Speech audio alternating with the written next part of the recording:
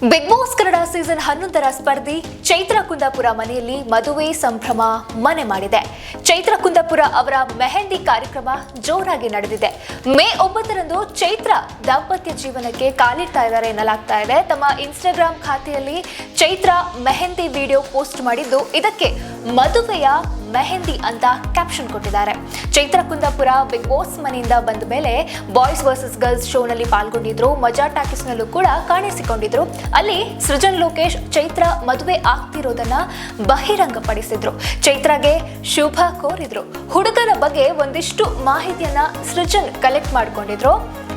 ಹುಡುಗ ಸಾಫ್ಟ್ ಅನ್ನೋ ಗುಟ್ಟನ್ನ ಅನುಷಾ ರೈ ಅವರು ಹೊರಹಾಕಿದ್ರು. Chaitra love come arrange marriage ಮಾಡಿಕೊಳ್ತಾ ಇದ್ದಾರೆ ಅನ್ನೋದು ಬಿಟ್ರೆ ಹೆಚ್ಚಿನ ವಿಷಯ ಈವರೆಗೂ ಹೊರಗೆ ಬಿದ್ದಿಲ್ಲ.